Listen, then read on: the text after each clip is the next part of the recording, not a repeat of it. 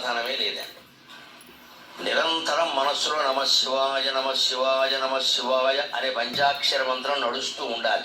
దీనికి ఎవరో గురువు గారు ఉపదేశం చేయాలి, చంద్రగ్రహణం రావాలి, సూర్యగ్రహణం రావాలి, ఈ చేదస్తాలన్నీ పక్కనట్టండి.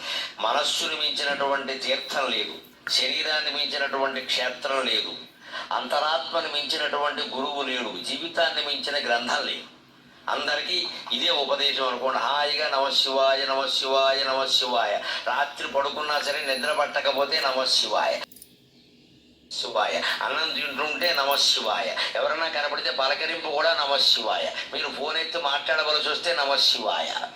ఇంత ఇదిగా భగవన్నామాన్ని మనం సొంతం చేసుకుంటే అన్ని రకాల పాపాలు కాదు, సకల కర్మలు నశించిపోతాయి. అన్ని కర్మఫలాలు పోయి జ్ఞానం పొంది మోక్షం పొందుతాం. ఎప్పుడూ ఆనందంగా ఉంటాం. భగవన్నామ స్మరణ అంత గొప్పది. అలా చేస్తేనే శివుడు కాపాడుతాడు. గమనించండి. ఇలా ఊరికి దండం పెట్టేగానే ఏం కాపాడతారు? అలా అయితే అందరినీ కాపాడాలిగా. మనం చెయ్యాలి, ప్రార్థన చేయాలి ఖచ్చితంగా. అది ఆర్తితో జరగాలి, కన్నీళ్లు రావాలి ఖచ్చితంగా. కన్నీళ్లతోనే భగవంతుడి పాదాలు గడగాలి. అందుకే రోజు ఇళ్లల్లో కూడా కుల భేదం లేకుండా, స్త్రీ పురుష భేదం లేకుండా అందరూ దేవతార్చన చెయ్యండి. బ్రాహ్మణులు చేసే దేవతార్చన వేరు. వారికి వంశ పరంపరగా ఏదో వస్తుంది, వారి పద్ధతిలో వారు చేస్తారు. వారి బాధ్యతలు వారిని చేయనివ్వండి. వారిలాగా చేద్దామని అనుకరించకండి, అది ప్రమాదం, అది అనవసరమైన విషయం. అది వారికి చాలా ఇబ్బందులు కూడా ఉన్నాయి ఇది చేయడంలో. ఓసారి చేయొచ్చు, ఓసారి చేయకూడదు, ఓ చోట చేయొచ్చు, ఓ చోట చేయకు. 100 ఇబ్బందులు ఉన్నాయి. మా పాటలు మేము పడుతున్నాం, మీకు అందరికీ ఎందుకు గొడవ? అందుకే అనుకరణ వద్దండి. అందరూ చేయవలసిన దేవతార్చన ఏమిటి అంటే, ఎవరికి ఇందులో కుల భేదం లేదు, స్త్రీ పురుష భేదం లేదు. చేస్తే చిన్నపిల్లలు కూడా చేయొచ్చు. ఎలాగా? నిద్ర లేవగానే మొహం కడుక్కోగానే కాఫీ తాగే దుర్వ్యసనం మానుకోవాలండి. ముందు చాలా కష్టమే, కానీ నా మాట నేను చెబుతాను. లేవగానే ముందు కాఫీ పారబోయకూడదండి లోపల. ఏదో కుడితికోరుల్లో కుడితిపోసినట్టు.